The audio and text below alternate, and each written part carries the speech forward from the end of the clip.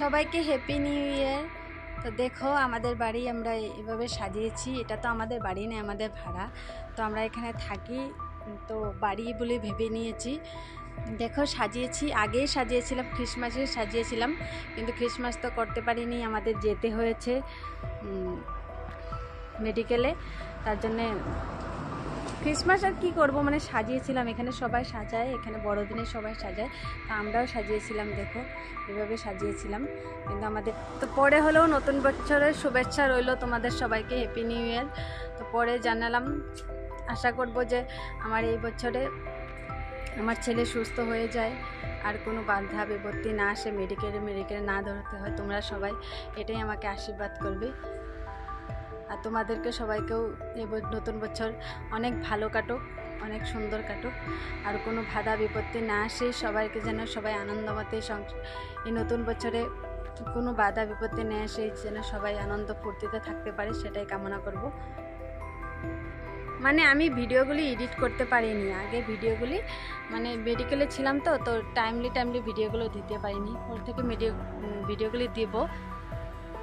দেখো বন্ধুরা, এটা হলো স্টার। বড়দিনে খ্রিস্টান মানুষে স্টার লাগায়, ঘরের উপরে একটা স্টার লাগায়। তো আমরাও লাগিয়েছি। আমরা যেখানে ভাড়া থাকি ওই লোকটা বলেছে যে আমাদের তো অনেক স্টার নিয়েছি, তোমরা একটা স্টার নিয়ে নিও। তো আমরা যখন টুনি লাইট লাগিয়েছিলাম তখন বলছিল আর কি। তো নিয়ে আসলাম একটা স্টার, লাগিয়ে দিলে তো আর খ্রিস্টান হয়ে যাব না, তো স্টার লাগিয়েছি। তো এভাবেই করছিলাম আর কি। ভালো লাগছিল মনটা, যতই ওই হাঁটতে পারে না, বসতে পারে না, মন তো অনেকেই খারাপ। তো খারাপ থাকলে ওর মধ্যে ভালো লাগা একটু ফুর্তি খুঁজে নিতে চাই। যখনই ভালো লাগা কিছু একটা খুঁজে নিতে চাই, তখনই আমাদের বিপদ এসে পড়ে। কি করব আর, এভাবেই চলতে হবে বলে ভেবে নিয়েছি। আর তো দেখো বন্ধুরা, এই স্টারটা উপরে উঠে দিলে, একটা লাইট ঢুকিয়ে দিলে অনেকটাই ভালো লাগে। তো কি করব, মনে ব্যথা নিয়ে হলেও খুশি থাকতে চাই, কিন্তু খুশি তো আর থাকতে দেবে না ভগবান। তো রাত্রের লুকসটা দেখাবো তোমাদেরকে। এটা হলো রাত্রের লুকস। স্টার লাগানোর পর ঠিক এরকমটা লাগে, স্টারটা উপরে উঠিয়ে দিলে এরকম লাগে। তো দেখো, যখন ওরা ক্রিসমাসে লাগালে, ওরা মানে নিউ ইয়ার পর্যন্ত ওর টুনি লাইট ওই সব কিছু রাখে। তো নিউ ইয়ারকেও স্বাগতম জানাই আর কি। তো আমি লাইটগুলিও লাগিয়ে দিয়েছিলাম। মনটা অনেকটাই খুশি ছিল, হ্যাপি ছিলাম।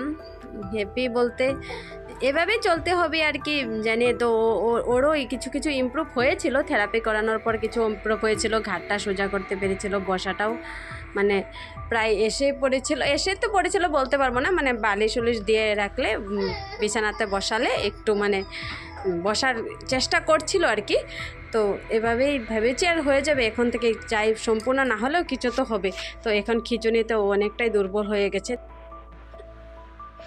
কি করলে কিভাবে যে আমার সন্তান সুস্থ হবে, আমার সোনা সুস্থ হবে, বুঝতে পারছি না। অনেকটাই দুর্বল হয়ে গেছে। মানে যে বাচ্চা 1 বছর 4 মাসে দৌড়াতে পারতো, সেই বাচ্চা এখনও গাঁটটাই সোজা করতে পারে না। তো এবার খিঁচুনিতে অনেকটাই দুর্বল হয়ে গেছে। তো জানি না, আর ভগবান জানি না এত দুঃখ কষ্ট কেন কপালে নিয়ে আসলাম, কি জানি কি করেছি ভগবান জানে। তো বন্ধুরা, দেখা হচ্ছে পরবর্তী ভিডিওতে। তোমরাও ভালো থাকো, নতুন বছরে সুস্থ থাকো, এই কামনাই করি। তো আমার সন্তান এই বছরে সুস্থ হয়ে যাক, এটাই আশা করব।